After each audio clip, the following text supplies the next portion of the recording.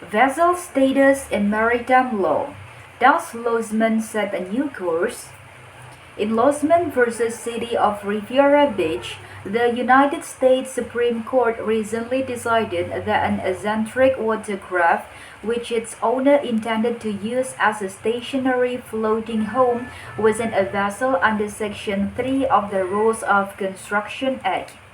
That stated provide the word vessel include every description of watercraft or other artificial contrivance used or capable of being used as a mean of transportation on water. Less than 8 years earlier, in Stewart versus Dutra Construction Company, the court held that the degree used in the construction of the Ted Williams Tunnel under Boston Harbor was a vessel. In the process, the unanimous court explained that Section 3 defined vessel throughout the United States Code. On its face, Stewart was an easy case. There should have been little doubt that the dredge was indeed a vessel. The difficulty for the court was in limiting the Section 3 definition so that it would not be applied too broadly. The court accordingly concluded that the definition was satisfied only when a watercraft was practically capable of being used as a mean of transportation on water. In Lozman, the court confronted a more marginal case and struggled in its effort to describe the limit of the Section 3 definition when applied to watercraft that are near the borderline. In an effort to clarify its approach, the court announced a new reasonable observer test. In this article, we examine the Lozman decision and its context in some detail, assess the strengths and weaknesses of the decision, consider how future court may apply the decision in familiar situations, and suggest approaches that should be followed to avoid difficulties going forward. The structural, historical, and pervasive importance of the issue whether an apparatus or structure is properly characterized as a vessel is recurrently determinative of the boundary between the respective sphere of federal and state authority in the realm of maritime affairs. The vessel status issue also pervades the entire substance of federal admiralty and maritime law. Vessel status is the key criterion delimiting the jurisdictional doctrine, remedies, and defenses set forth in the Admiralty Extension Act, AEA, Longshore and Harbor Workers' Compensation Act, Jones Act, Limitation of Liability Act, Maritime Lien Act, Ship Mortgage Act, and much else. The vessel status issue has been continuously important and continually litigated throughout the entire history of maritime law in this country. Technological progress continually tests the criteria for vessel status. For benchmark, the definition of vessel cannot be static because changing technology regularly calls for newly focused and sometimes entirely new criteria. Should a mud dredge in the quiet waters of the Potomac Creek be accorded the dignity of maritime law's attribution of vessel status, typically honored by the pronoun she and further personalized to the extent of being answerable in rem for its her own tort and contracts?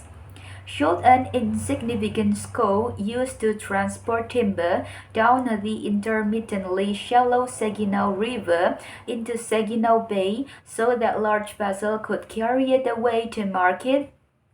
Should a hydro-aeroplane afloat in navigable water when its propeller injured a worker? How about the strange-looking specialized watercraft designed for oil operation offshore?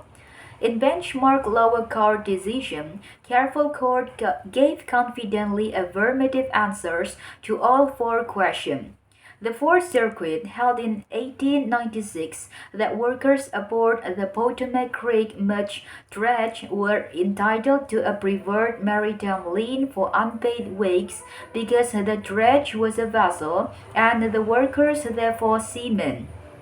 The court explained why the dredge merited classification as a vessel. The testimony shows that the dredge was engaged in cleaning out and deepening the channels in Aquia Creek and Nomini Creek, that she had no natural powers of propulsion by oars, sail, or steam, and was moved from Washington by water to the place where she was engaged, and it may be assumed that such form and characteristic were given her as enabled her to navigate the water and to transport from place to place the steam shovel placed upon her, and that her occupation was to transport from place to place such steam shovel and the engine and hands employed on her. If so, then she falls within the definition of a vessel as given in State 3, which is as follows.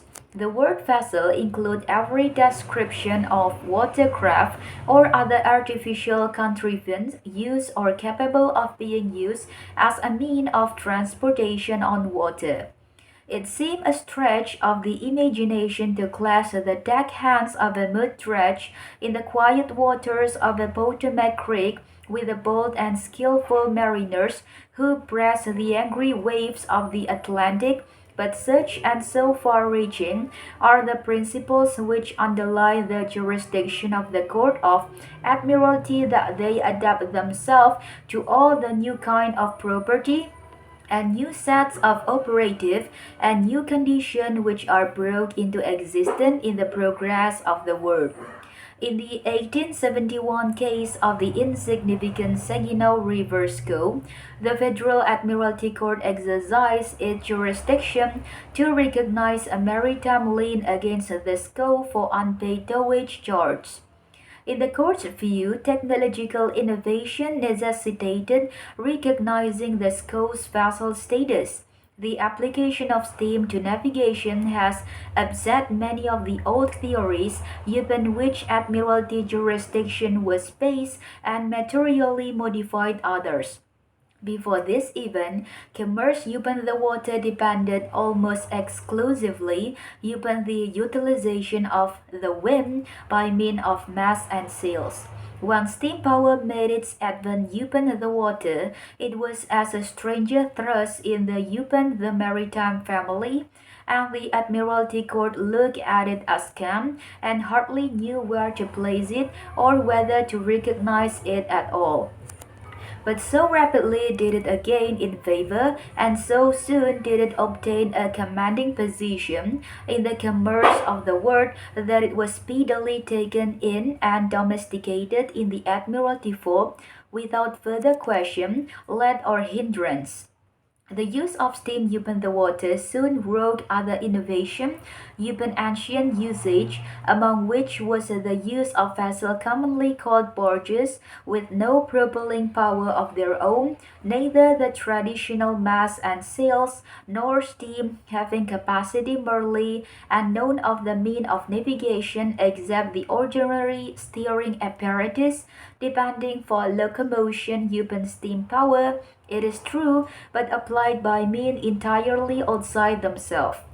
Commerce upon the lake and rivers of this country is now largely carried on in this class of vessel. This character of craft, barges, was also a stranger in the maritime family, and at first was also looked upon with distrust by the Admiralty Court.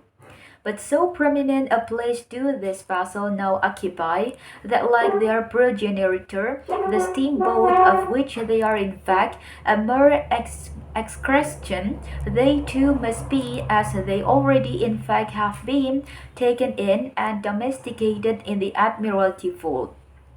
The vessel status issue in the 1921 case of the workers struck by the floating hydro aeroplane's propeller arose because of the then prevalent view that state workers' compensation remedies could not apply to any injury within Admiralty jurisdiction.